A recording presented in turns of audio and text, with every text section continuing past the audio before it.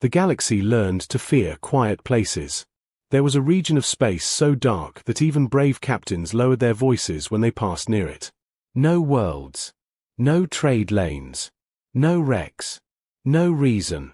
People called it dead water because the scanners came back empty, always empty, like the void itself was swallowing the light. Then the pulse arrived. It was not loud. It did not scream for attention. It did not beg. It simply tapped the universe, once every 6 hours, like a heartbeat that had never stopped. At the edge of a research array orbiting a cold gas giant, the Koru, an ocean-born species built for pressure and patience, caught the first trace. Their instruments flagged the pattern, then flagged it again, then failed trying to explain it. When their machines finally confirmed the math, the Koru scientists went silent. Because the sequence wasn't natural. It was designed. Within days, the signal reached the Galactic Council. Within 2 weeks, the Council did what it only did when something could rewrite history. It summoned the Elders. 5 ancient civilizations arrived with ships that looked like myths. The Lumen Choir came in crystal vessels that sang through space, their engines humming like music you could feel in your bones. The Vark Hive arrived in layered carriers full of coordinated motion, millions of minds obedient to one intention. The Cloud Mind drifted in as living nebulae, gaseous bodies with consciousness spread across kilometers, thought itself made real. The Koru moved in water-filled cruisers, their limbs pressed against viewing glass as they watched dead water with cautious awe. And the oldest were the Basalt Imperials, silicon giants whose ships had traveled between stars before most species had discovered fire. They gathered at the dead center of the void, where the pulse was strongest. And there it was. A ship. Not drifting. Not orbiting. Not moving at all. It simply existed, an object that acted like a law of nature. The vessel stretched almost 50 kilometers long. Its hull was black metal that drank starlight instead of reflecting it. Symbols covered every surface, deep and unsettling, like the marks of something that understood eyes too well. The first scans made everyone argue. The second scans made everyone stop arguing. The ship's estimated age was 4 billion years. 4 billion. It had been here before most stars in the galaxy had reached adulthood. It had waited while life crawled out of oceans. It had waited while civilizations rose, expanded, and vanished. It had waited while empires grew proud. It had waited while everyone else learned to believe they were important. The Convergence Station was built around it, a joint research hub and diplomatic center, bristling with instruments, shields, and ego. It was the first true unity project the Elders had ever attempted together.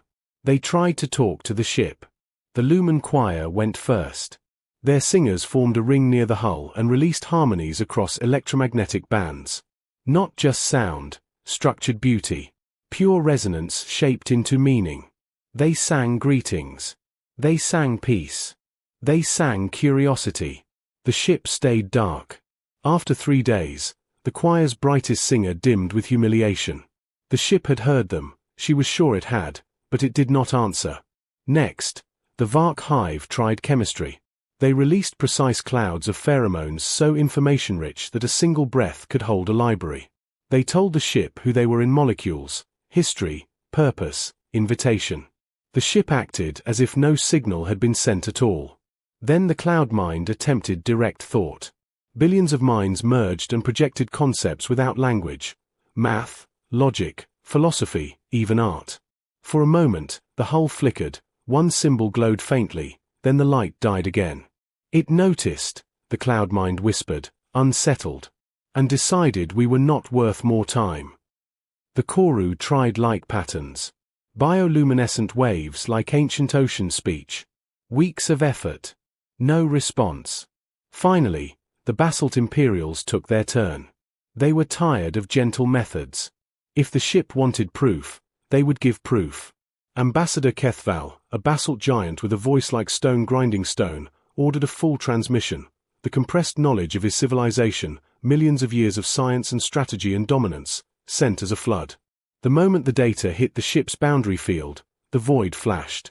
A precise pulse erupted from the ancient hull, striking the data relays with surgical cruelty. Systems burned out.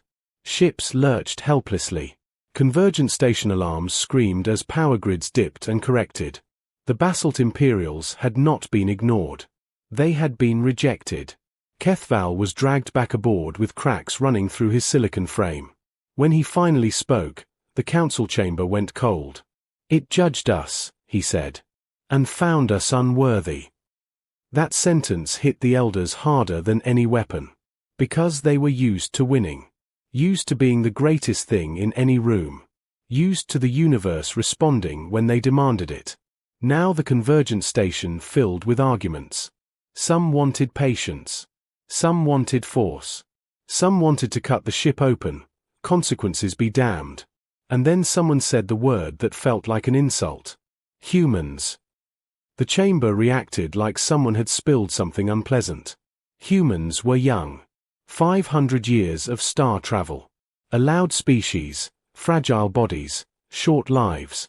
Useful for trade, sometimes for labor, occasionally for unpredictable inventions, nothing more. Kethval's voice rumbled, bitter and calm. Let them try. If nothing else, their failure will close the last door. The Lumen choir hesitated. The Koru looked uncomfortable. The Vark hive clicked with amusement.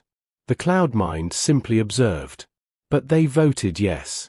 A message was sent to Earth. Come. Attempt contact. Not because they believed in humanity. Because they wanted to be done feeling embarrassed. 3 weeks later, a small human ship dropped out of faster-than-light travel at the edge of Deadwater. It wasn't sleek. It wasn't ancient. It looked patched together by stubbornness and welding. Its name was Wayfarer. Captain Rena Cade stood on the bridge, staring at the black giant on the main screen. She had grey at her temples and a steady face shaped by too many hard missions.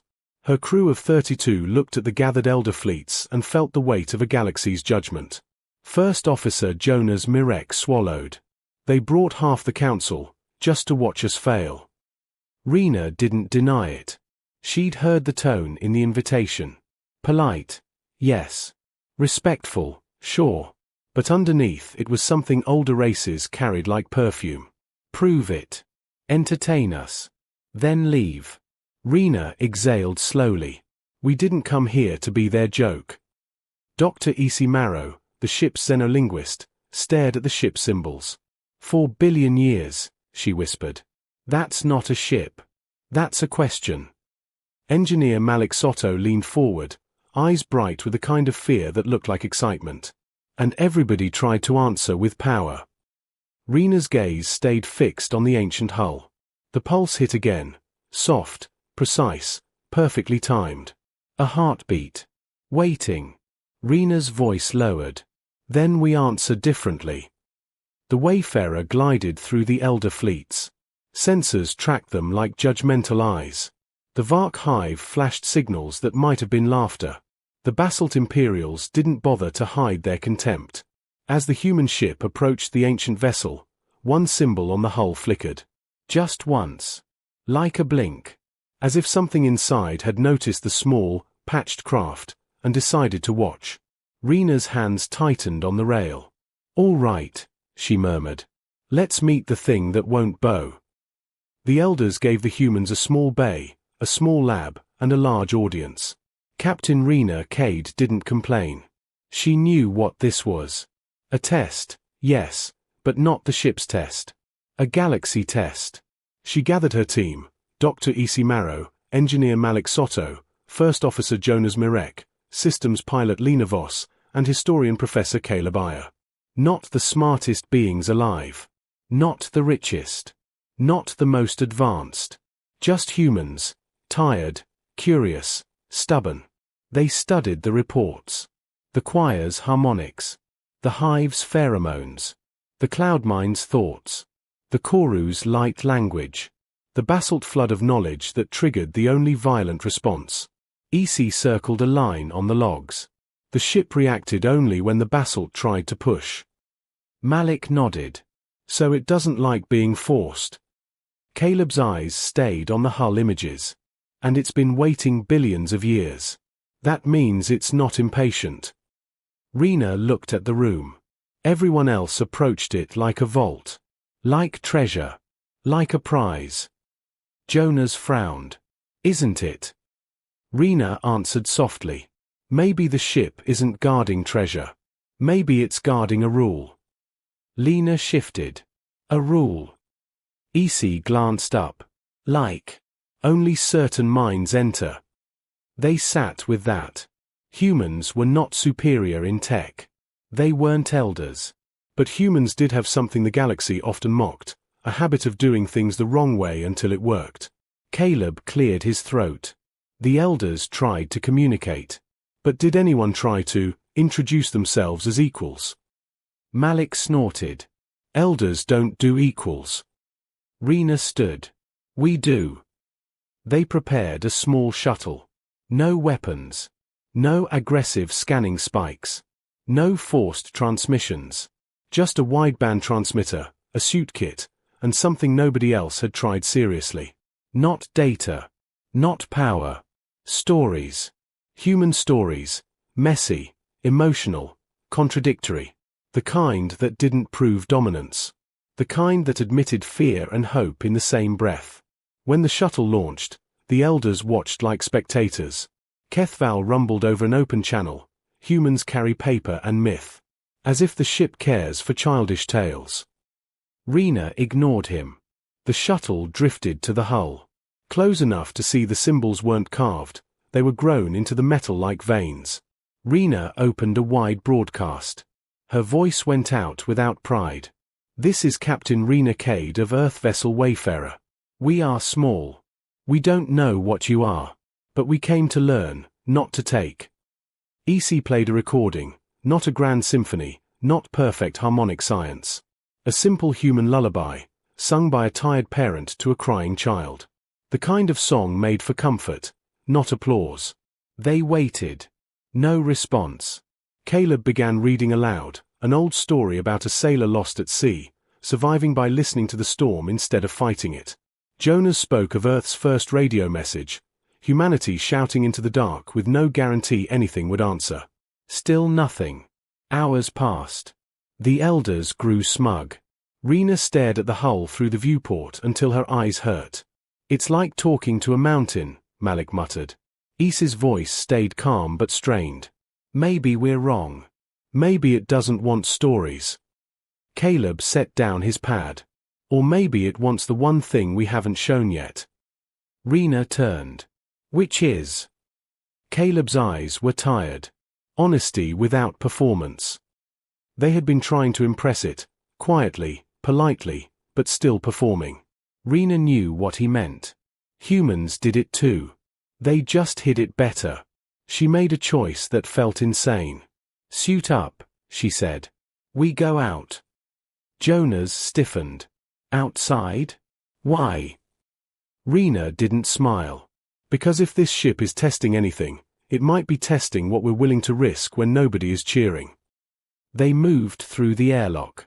6 humans floated into Deadwater's silence and landed boots first on a hull older than their planet. The metal was cold beyond cold. Malik pressed his gloved hand to a symbol. No reaction. EC touched another. Nothing. Rena stared at the dark patterns. In her helmet, her own breath sounded loud, human, temporary. She spoke, not over radio, but softly, like speaking to a sleeping person. We don't deserve your secrets, she whispered. But we're asking anyway. Then she did something that would make every elder call her foolish. She removed one glove. Jonas shouted into comms. Rena, don't. Her bare hand touched the hull. Pain exploded like fire. Cold slammed into her skin. Her fingers went numb in seconds. But she held on. Not to prove strength. To prove sincerity. In the convergence station, elders surged to sensors. On the hull, one symbol glowed, faint at first, then brighter. Then the entire ship ignited. Light ran across the ancient metal like waking nerves. A wave of energy rolled outward, not an attack, an examination, a recognition. Rena gasped as warmth replaced the killing cold. The hull vibrated like a heartbeat matching her own. And in her mind, something spoke, not in words, but in meaning. You asked. Rena's throat tightened. Tears froze at her eyelashes. Yes, she whispered. We did. Others demanded. Others offered trophies. You offered truth. A seam in the hull unfolded like a flower opening. A doorway appeared, glowing with soft, impossible light. Enter.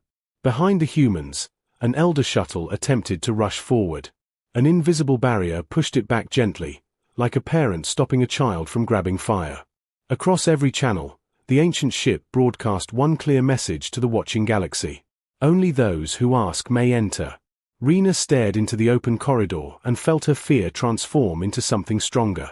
Not pride. Responsibility. Okay, she said. We're going in. The corridor inside the ship smelled like rain. Clean, alive, impossible. The humans removed helmets, half expecting poison, but the air was perfect. That scared Malik more than vacuum ever had. Either it wants us alive, he muttered, or it can kill us later. Isi didn't laugh. Both can be true. The corridor walls flowed with images, not recordings, not screens, memories embedded into light. Cities of strange beauty. Beings made of radiant geometry. Stars harvested like lanterns. Lena whispered, "This isn't just technology. This is culture." The corridor opened into a vast chamber that made human eyes struggle. Curved surfaces that didn't follow simple angles. A ceiling that looked like a night sky but felt like a window into distance itself. Light gathered in the center. A figure formed, humanoid in shape but not in limits, made of shifting brightness. "My name," it said gently, "is Astanul. I am the Keeper." Rena stepped forward. Keeper of what? Astanul's glow softened. Of a promise. The walls brightened, showing the architects, an ancient species called the Astri, the first minds of the galaxy, born when stars were young. They had been alone for a long time. Too long. So they seeded life. They shaped worlds. They guided chemistry toward possibility. Not as gods, but as gardeners. "We wanted company," Astanul said. "Not worship." Caleb swallowed. "What happened to you?" The images shifted. A wave of darkness spreading, an ancient disaster not made of hate but hunger. A phenomenon that ate energy patterns, feeding on advanced networks, collapsing civilizations that grew too interconnected. The Asteri fought it.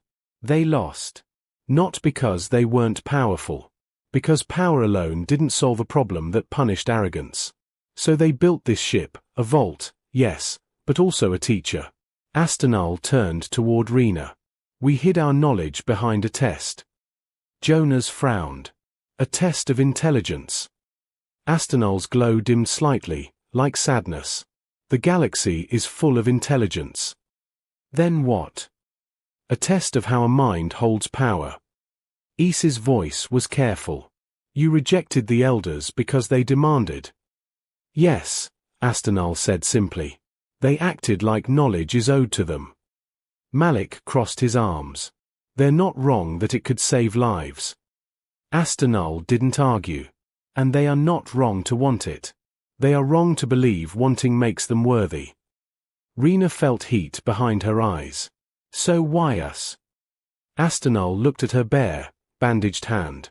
"Because you risked pain without asking for applause. Because you asked in a whisper when you could have shouted.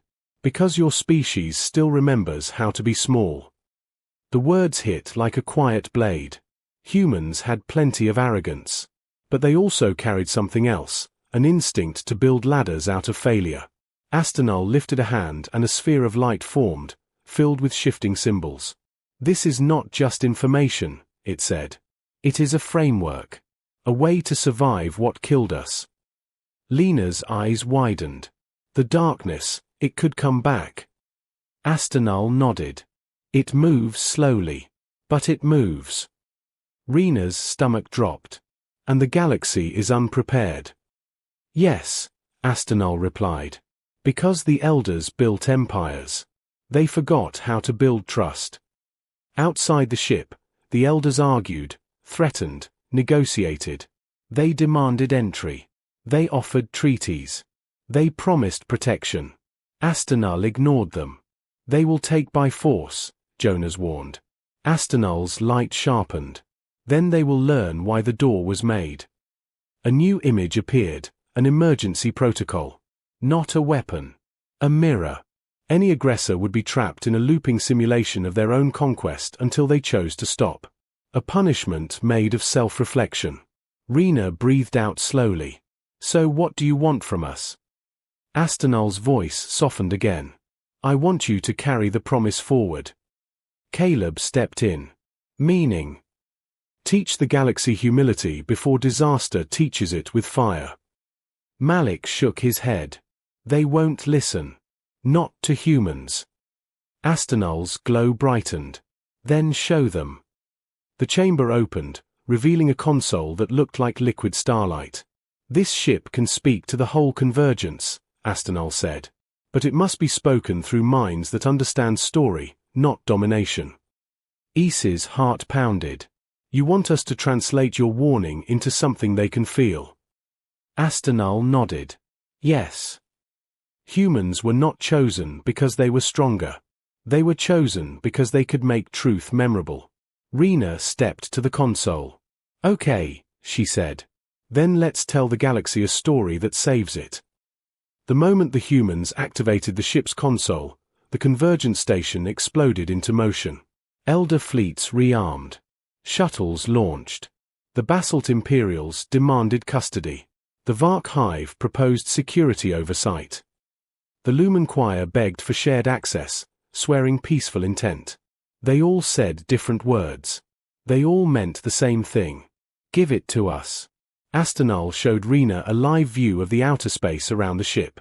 A swarm of Elder drones approached the hull, probing for entry. Rena's jaw tightened. They're going to force it. Astanul replied calmly, they will try. The ship's barrier held, silent, firm. The drones bounced away like raindrops off glass. Kethval's voice boomed over open channels. Humans. You are not fit to safeguard this. Open the gate.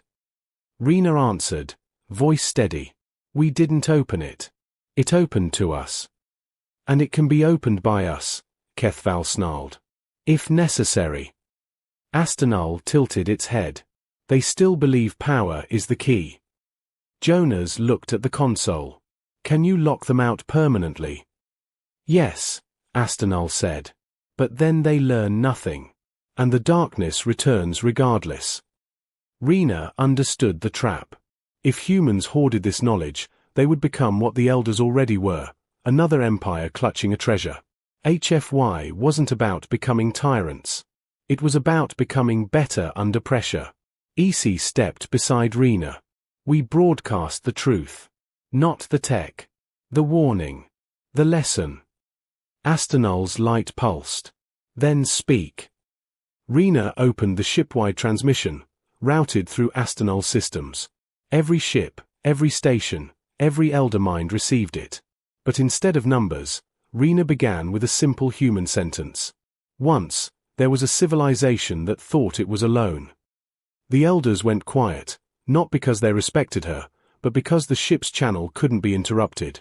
Rena told the Astri story in simple words, how they seeded life, how they fought the Hunger Dark, how they failed when pride blinded them, how they built a door that only opened to minds willing to ask. She didn't accuse. She didn't insult. She let the story do the cutting. Then Astanul showed them a projection, a slow-moving shadow at the edge of mapped space, faint, distant, real.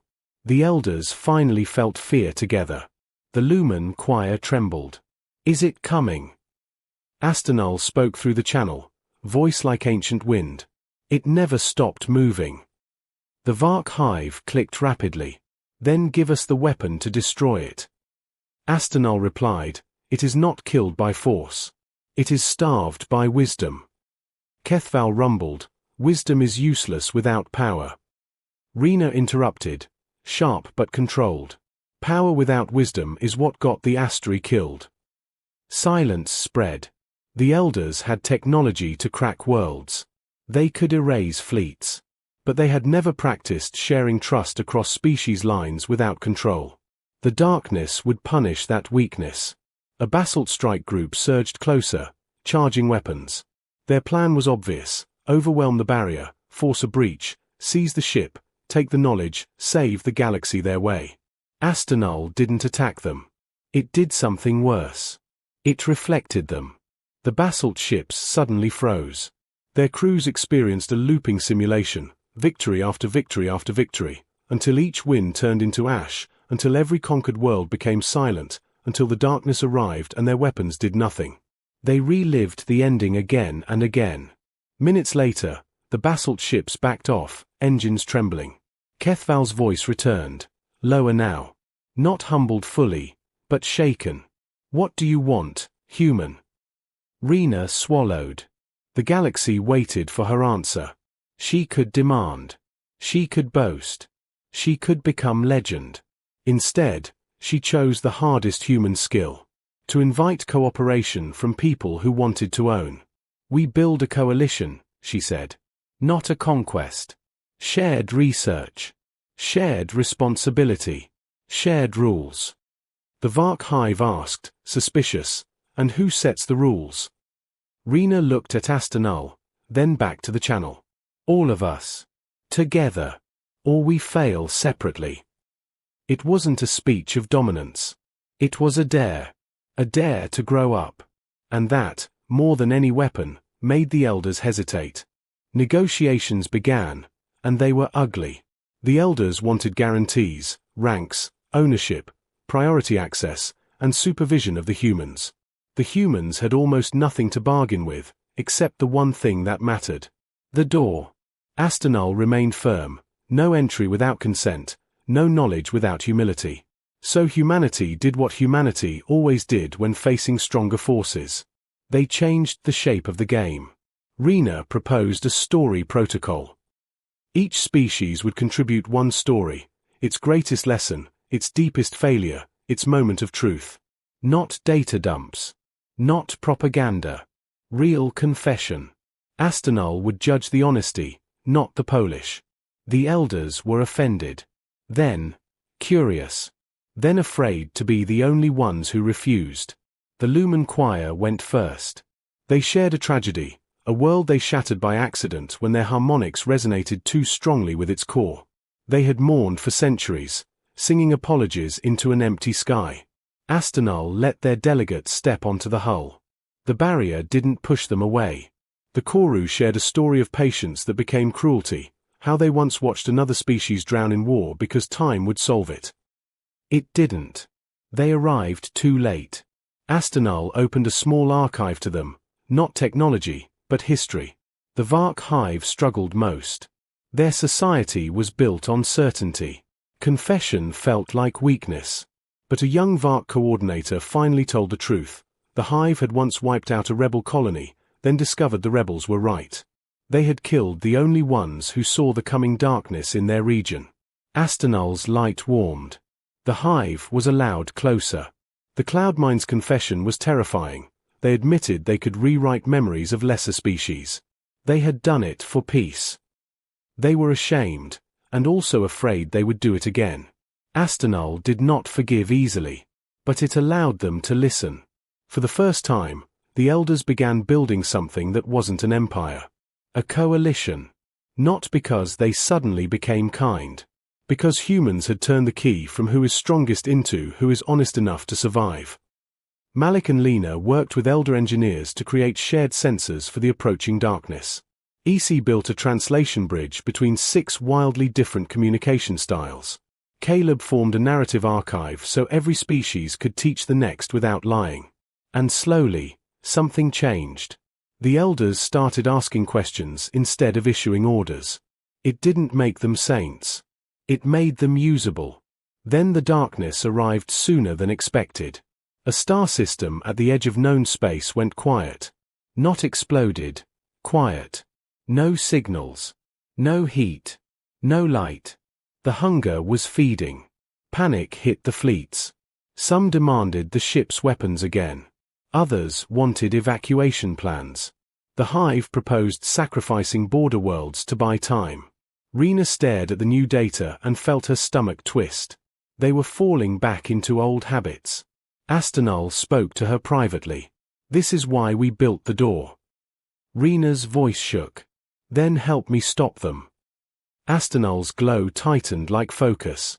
Give them a problem they cannot solve alone. Rena understood.